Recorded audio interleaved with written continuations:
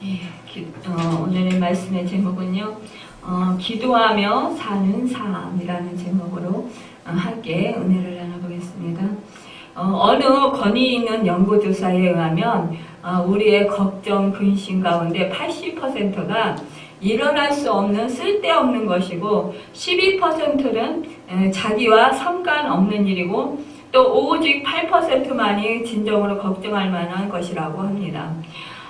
그러나 성경을 보면은요, 나머지 그 8%의 걱정, 근심도 무익하다는 것을 알 수 있어요. 왜냐하면 이 8%까지도 하나님께서 대신 맡아주시기 때문입니다. 우리는 이 찬양을 해요. 기도할 수 있는데 왜 걱정하십니까? 기도하면서 왜 염려하십니까? 우리는 이 찬양을 너무나도 잘 알아요. 그럼에도 불구하고 우리는 하루하루 살아가면서 때때로 우리가 그 상황 속에서 우리가 염려하고 근심하고 걱정할 때가 있어요. 우리는 오로지 살아계셔서 역사하시고 언제나 함께 하시는 전지전능하시고 무수부지하신 그 하나님께서 우리를 도와주시고 우리의 편이 되시는 그 하나님이심을 우리는 믿고 신뢰하고 의지하고 기도로 맡길 때 우리는 그 염려와 근심 걱정은 하지 않고 평안함을 누릴 수 있습니다. 시골에 농부 두 사람이 각자 자기 밭에서 낫으로 보리를 베었다고 합니다. 근데 한 사람은 쉬지 않고요, 열심히 보리를 베었다고 해요. 그런데 또 다른 한 사람은 중간중간 쉬면서 허리를 펴기도 하고 또 그 잠깐 운동도 하면서 그렇게 일을 하였다고 합니다. 그래서 이제 저녁이 되었는데요. 서로 일한 것을 보게 되었어요. 그랬는데 간간히 쉬면서 일한 그 사람이 그 더 열심히 일한 사람보다 그 양이 보리 벤 것이 많았어요. 그래서 허리도 잠시 펴지 못하고 정말 아주 정말 열심히 그렇게 땀을 흘리면서 그렇게 일을 한 사람이 아무리 생각해도 이해를 할 수가 없는 거예요. 그래서 쉬면서 일한 그 농부에게 이렇게 물었습니다. 자네는 쉬면서 일하였는데 어떻게 쉬지 않고 열심히 일한 나보다 이렇게 더 많은 양의 그 보리를 벨 수 있었는가? 나는 도저히 이해가 안 가네. 그러면서 이렇게 말을 했다고 그래요. 그러자 중간중간 쉬면서 일한 이 농부가 이렇게 대답했습니다. 자네는 쉬지 않고 열심히 일했지. 그렇지만 나는 쉬면서 낫을 갈면서 일했다네. 그러면서 또 허리를 펴고 또 공기도 쐬면서 그러면서 새 힘을 얻어서 공급받아서 그래서 다시 또 힘을 내고 그래서 일을 하였는데 낫을 갈아서 쓰다 보니까 이 낫이 잘 들어서 보리도 잘 베어지게 되었고 또 보리 베는 속도도 빨라지고 그러다 보니까 당연히 내가 이렇게 많은 양의 일을 할 수 있었던 거네 이렇게 말을 했습니다. 그렇습니다. 우리도 또한 이 쉬면서 낫을 갈고 일한 그 농부와 같이 우리가 일상생활하면서 눈을 들어서 기도하면서 주님의 도움을 구하고 또 지혜를 구하고 힘을 공급받는다면 우리의 영혼이 더욱더 힘을 얻고 또 우리의 영혼이 더욱더 그 주님의 지혜를 받아서 주님의 인도하심을 잘 받아서 우리의 삶이 더욱더 윤택해지고 복된 삶을 살아가게 될 것입니다. 많은 사람들이요, 이 세상 속에서 살아가면서 정말 최선을 다해서 열심히 살아가는 사람들이 있어요. 그런데 제가 볼 때에 너무나도 안타깝게요. 자기의 그 목표와 목적을 위해서 정말 최선을 다하고 그 양의 시간을 투자하고 밤잠 못 자고 새벽에 또 그 일찍 일어나서 그렇게 자기의 목표를 위해서 정말 최선을 다하는 열심히 개미와 같이 그렇게 살아가는 그런 사람들을 제 주변에서 보게 됩니다. 아, 저 사람은 정말 뭔가 이루어올 거야 라고 우리가 기대하고 또 그런 사람들에게 박수를 보냅니다. 또 응원도 합니다. 그리고 또 칭찬합니다. 그런데 그 사람이 정말 그 하나님께 기도하는 시간을 가진다면 더욱더 그 노력의 그 플러스에 그 하나님의 그런 영적인 공급함과 또 그 하나님의 그 인도하심을 따라서 실수하지 아니하고 더욱더 온전한 그런 길로 나아가게 될 것이고 또한 더 큰 축복을 받지 않겠습니까? 그래서 저는 그 모습을 볼 때마다 야, 저기에다가 정말 예수 믿는 믿음만 있으면 또 그 사람이 정말 그 하나님께 기도하고 하나님께 능력을 구하고 힘을 구하고 또 지혜를 구한다면 얼마나 더 정말 좋을까. 그러면서 저는 너무나 안타까운 마음을 가져요. 믿음이 없는 사람들은 특히 저렇게 헛된 것을 쫓아서 저것이 과연 저 사람에게 얼마나 유익한 것일까? 세상을 살아가는 데 있어서는 그것이 필요한지 모르겠지만 절실한지 모르겠지만 그러나 이 세상을 살아가는 데 있어서도 그것이 꼭 성공한 것이 아니고 결국은 그것이 어느 날 한순간에 없어질 그런 물거품과 같은 것이라는 것입니다. 좀 전에요, 우리가 교회에 나오면서 어느 목사님이 극동방송에서 설교하는 말씀을 들었어요. 그런데 남자분들 1000명을 대상으로 해서 이제 그 정년 퇴직하시고 분들을 상대로 해서 이렇게 조사한 그 결과에 따르면 자기가 왜 일만 하고 살았을까라는 것을 후회했다라는 거죠. 그리고 또 좀 더 자기 자신을 위해서 일만 하지 말고 좀 투자를 했었더라면 좋았을 것은 또 아내와 함께 하지 못했던 그 시간이 안타깝다라는 그런 조사 결과가 나왔어요. 이렇게 우리는 자기의 그런 성공의 목적, 성취욕을 위해서 정말 열심히 살아가고 그런 것이 참 좋아 보이고 저 사람 열심히 산다, 최선을 다해서 산다, 칭찬해주고 싶은 그런 생각이 들어요. 그리고 칭찬을 합니다. 그런데 결국 자기 인생에 있어서 과연 내 인생에 있어서 과연 그게 복된 것이냐라는 것이죠. 결국 나이가 들고 자기 자신의 인생을 뒤돌아보았을 때 거의 이제 종착점에 가까워졌을 때 자기의 인생이 너무 허무롭다라는 거예요. 내가 무엇을 위해서 이렇게 열심히 살았느냐, 내가 무엇을 위해서 이렇게 최선을 다해서 정말 밤잠도 못 자고 가족도 제대로 돌보지 못하고 또 내 사랑하는 아내와 정말 즐거운 시간도 갖지 못하고 이렇게 시간을 낭비했느냐라는 거예요. 물론 열심히 살았다라는 것, 그래서 내가 돈을 벌어서 내 가족이 정말 돈에 대해서 궁핍함을 겪지 아니하고 고통 겪지 아니하고 편안하게 살 수 있었다라는 것, 이것이 물론 감사한 그런 마음이 되겠지만 그러나 자기 자신을 되돌아볼 때 과연 남은 것이 무엇이냐라는 거예요. 허름이 남는다라는 것이죠. 내가 열심히 살았는데 나에게 얻어지는 게 뭐냐라는 것이, 나에게 남는 게 뭐냐라는 것이죠. 우리는 그 어떠한 상황 가운데서도 그렇게 열심히 했으면 열심히 한 만큼 더 기대치가 높고 또 더 바라는 것이 많습니다. 또 얻고자 하는 그 마음이 많기 때문에 더 열심히 하는 것입니다. 그렇다면 내가 열심히 한 것만큼 보상이 따르느냐는 것이에요. 그렇지 않을 때도 많다라는 것입니다. 그럴 때 허전함이란 이루 말할 수 없어요. 헛헛함을 느끼게 돼요. 마음에 채워지지 않는 그 헛헛함, 허무함, 그것이 밀려올 때 우리는 절망하고 좌절하고 우울증에 빠지게 됩니다. 우리는 세상 것을 정말 얻었다 한들 그것이 끝까지 우리의 그 영혼을 살릴 수는 없다라는 것을 너무나도 잘 알고 있습니다.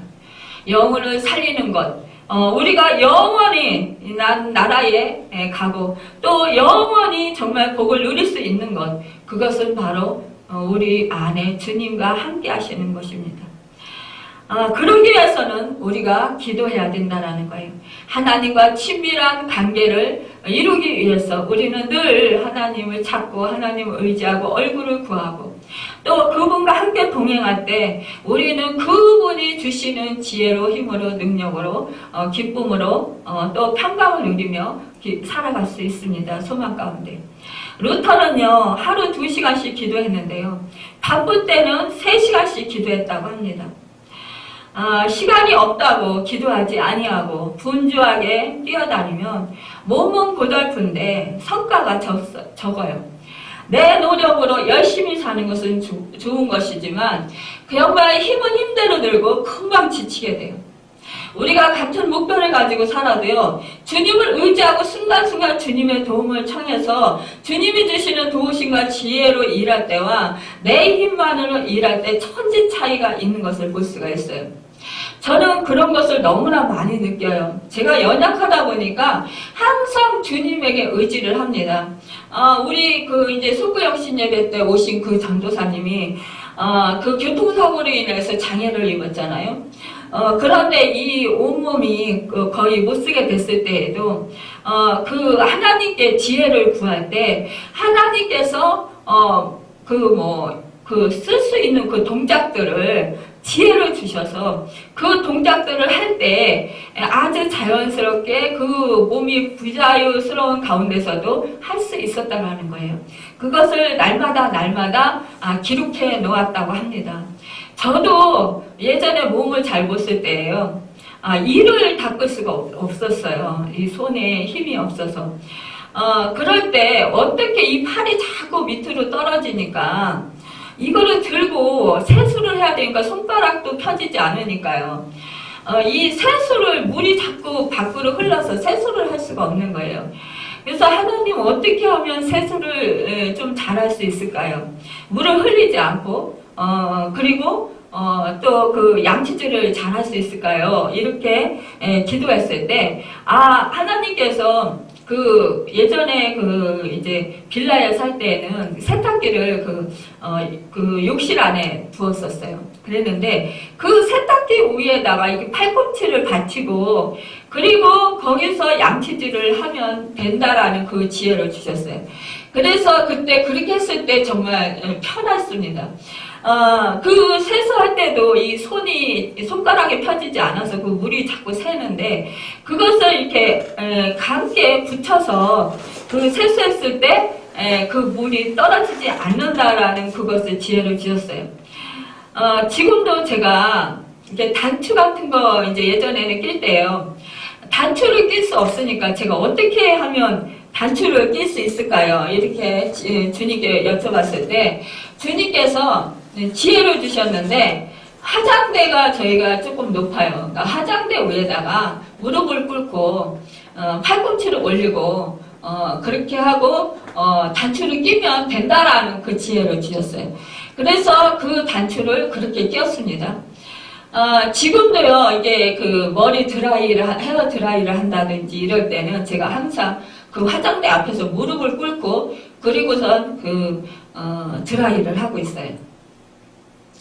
이렇게 우리가 몸이 불편할 때 수시로 그 주님을 의지하고 기도할 때 주님은 지혜를 주시고 그 일들을 아주 조금 힘은 들지만 그렇지만 그 모든 일을 잘 할 수 있도록 이끌어 주십니다. 그래서 주님이 주시는 지혜는요, 늙지 못하는 일이 없는 것을 저는 수없이 많이 체험을 했어요. 또한 주님이 수시로 힘이 부족할 때, 피곤할 때, 지칠 때, 하나님 제가 피곤합니다. 이 피곤을 해소시켜 주세요. 이럴 때요, 성령님께서 정말 이 피곤을 해소시켜 주시는 그 은혜를 누리게 됐어요.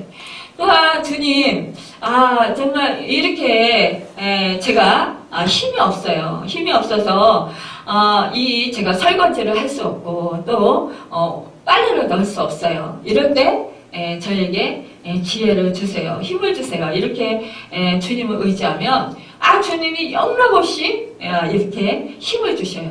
그래서 그 일들을 수월하게 감당할 수 있도록 그렇게 인도해 주셨습니다.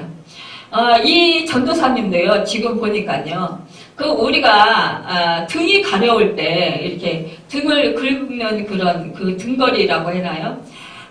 그걸 가지고요, 그분이 현관문도 열고요, 또 그분이 그 빨래를 널더라고요. 그러니까 흰채에 앉아가지고, 이 빨랫대가 높으니까 넣을 수가 없잖아요. 그러니까 이 등걸이를 어떻게 해가지고, 그거를 하나님이 지혜를 주셔서, 그렇게, 잘 자기가 넣을 수 있도록, 그렇게 하나님께서, 그를, 은혜를 베풀어 주시는 것을 보게 됐습니다. 그러면서, 참, 내가 아무것도 못할 줄 알았는데, 하나님께서 이렇게 저렇게 다 지혜를 주시고, 힘을 주시고, 능력을 주셔서, 이렇게 잘 살아갈 수 있도록 인도해 주시니까 너무너무 감사하다고. 이 체험은요, 해본 사람만이 알아요.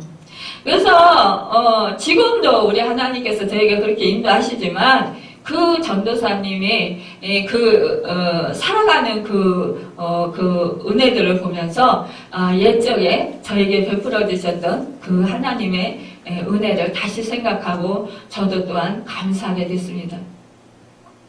우리는 이렇게 어떠한 상황에 처했을 때, 어떠한 환경 속에서라도 우리가 늘 주님을 의지하고 또 주님께 도움을 청할 때 우리 주님은 영락없이 그 도와주시고 또한 주님께서 은혜를 베풀어 주신다라는 사실입니다.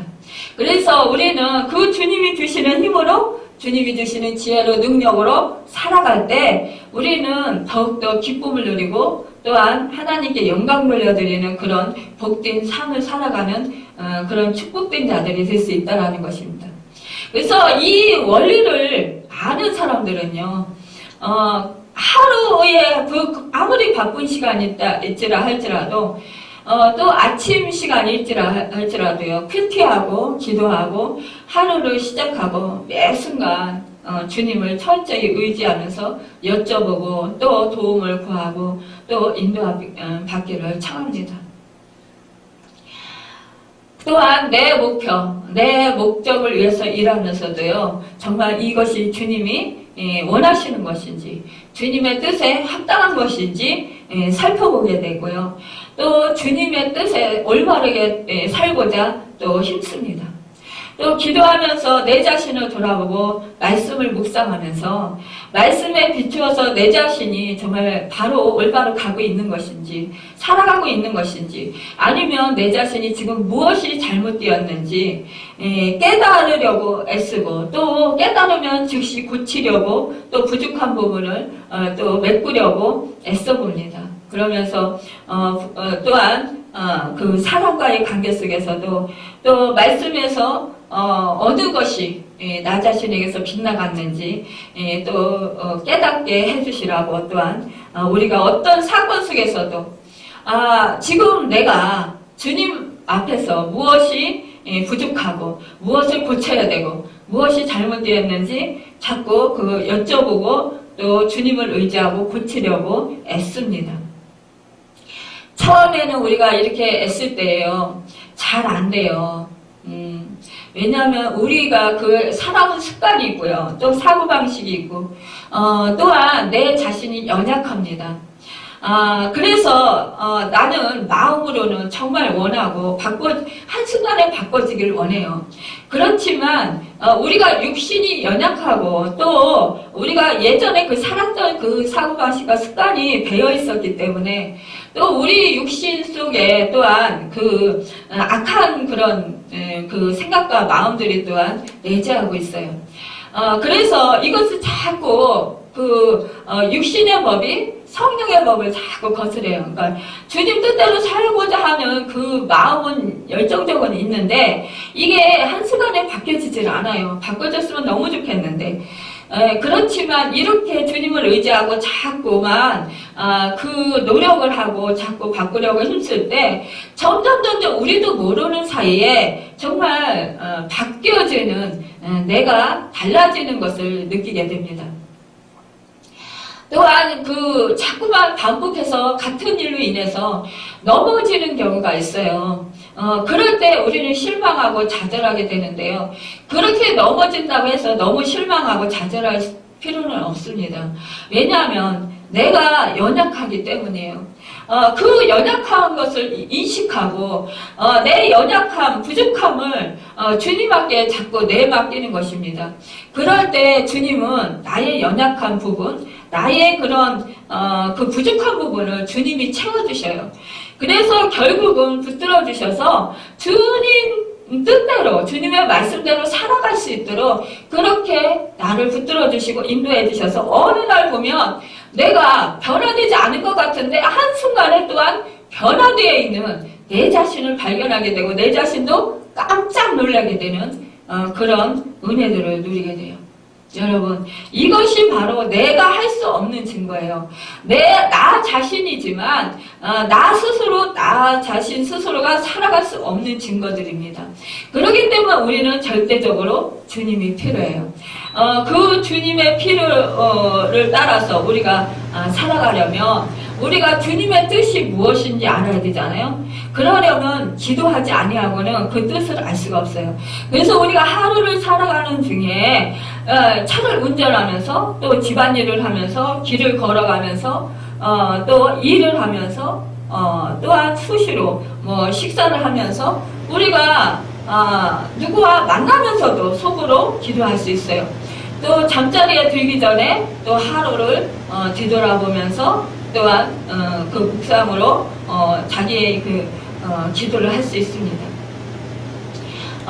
또 이렇게 우리는 여러 방법으로 기도를 할 수가 있어요.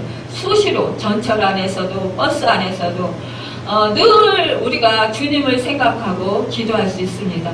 그럴 때 우리는 주님의 그런 놀라우신 은혜들을 누리게 되고 또한 도우심과 또 주님의 그런 인도하심을 우리가 받고 주님의 뜻대로 살아가며 주님께 영광 돌릴 수 있습니다. 기도는요, 인생을 성찰하게 하고 또 내일의 방향을 모색하게 하고 하나님의 권능을 깨닫게 합니다. 그래서 사람들은 기도를 통해서 회개하면서 또 하나님의 뜻을 구하고 미래를 생각하고 또 연약할 때 힘을 얻습니다. 미국의 초대 대통령 조지 워싱턴은요, 이렇게 늘 기도하는 사람이었어요. 그 당시에 비서였던 루이스는 이렇게 증언했습니다. 대통령은 기도의 사람이었습니다. 그는 아침과 저녁 두 번씩 서재에 들어가서 성경을 펴놓고 조용히 묵상하고 기도했습니다. 그래서 그는 위대한 그런 지도자가 될 수 있었습니다. 이렇게 말했습니다. 여러분, 우리가 이렇게 어떠한 그런 상황 속에서도 우리가 기도할 때 우리 주님의 그런 도우심과 주님의 그런 인도하심으로 우리는 늘 승리할 수 있습니다. 프랑스의 어느 그 지하철 입구에서 바이올린을 켜면서 국어를 해서 살아가던 어린 소년이 그 각부의 그런 고생 끝에 훌륭한 사학과로 성공을 했습니다. 그는 초등학교도 제대로 다니지 못했고요. 또 14살 때까지 신발 한 켤레도 변변히 신어본 일이 없을 만큼 가난하게 자랐지만 예수님께 대한 사랑과 믿음만큼은 그 어느 누구보다도 풍성했다고 합니다. 그 일에 그 어른이 된 후에요. 그는 하나님을 의뢰하는 가운데 성령님의 인도를 받아서 사업에 성공을 이루게 되었고 위대한 실업가로 인정을 받게 되었습니다. 그는 새로운 사업에 투자하여서 한 번도 실패해 본 적이 없고요. 새로 계획한 일이 이루어지지 않은 적이 없었다고 합니다. 그래서 어떤 사람이요, 그에게 사업이 날로 번창하는 비결을 물었습니다. 그는 그의 물음에 이렇게 대답했습니다. 우리 집에는 기도실이 따로 마련되어 있는데 나는 중대한 투자를 할 때마다 기도실에 들어가서 금식 기도를 하고 말씀을 보면서 하나님께서 들려주시는 음성에 귀를 기울였습니다.